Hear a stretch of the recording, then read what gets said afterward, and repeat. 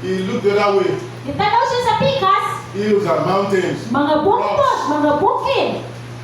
He said, Uncle, Ingon siya, angkol. give me the way towards Sodom. Hindi ko sa dalan sa Sodom. You know, according to convention, Sa convention, Lot should have said, Uncle, ingon na taligat, angkol, you are the older person. mas idaran man ka, mas maguwang man ka kaysa ako. Ikaw unang pili, mapili. Or, Look, I've seen that this side is good. ingon siya kani, nakita na kung maayo ni This dito side sa is not lugar. so good. O kini nga lugar, dili kayo maayo. Let us divide it so that I will have half of good side, half of bad side. Or ato man ang tungaon, nga naa kay party diri, na ako ko'y party What diri. did God do? Pero sa iwan nila. I want the good side. I don't care what happens to you. So ingon siya, gusto ko sa mas maayo, di ko ganahan aning pangit. And that gives you the idea Huwag dinhan na ni mo makilahan. why Lot had to go. Ngano kinahanglan na magbulag sila nila. And once he's chosen, Sa panahon na ipili na siya, Abraham said, all right, you can go. nung iwan ni Abraham, okay, pwede na ka wala ka. If it were you, what would you do? Kung ikaw to, unsa may buhaton? What kind of foolish person are you?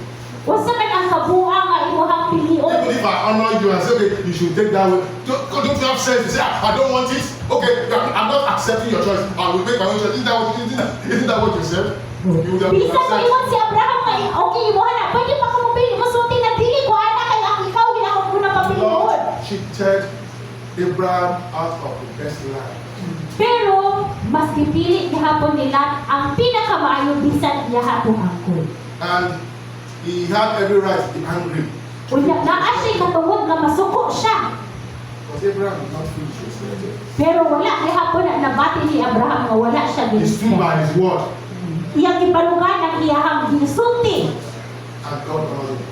Na Ginoo mo'y nagpasunuhog niya. The Bible says, and after Lot had departed, Kung ingon sa Biblia, pag lakaw na nila, God spoke to Abraham. ang Ginoo nakigstorya kang Abraham. Sometimes you question God. God, didn't you see what that person was doing when he was doing it? Sa kay mawata na sa Ginoo, mapakakita Ginoo sa iyang gibuhat ako. God, couldn't you have stopped that person from doing this the way you did that's going to hurt me?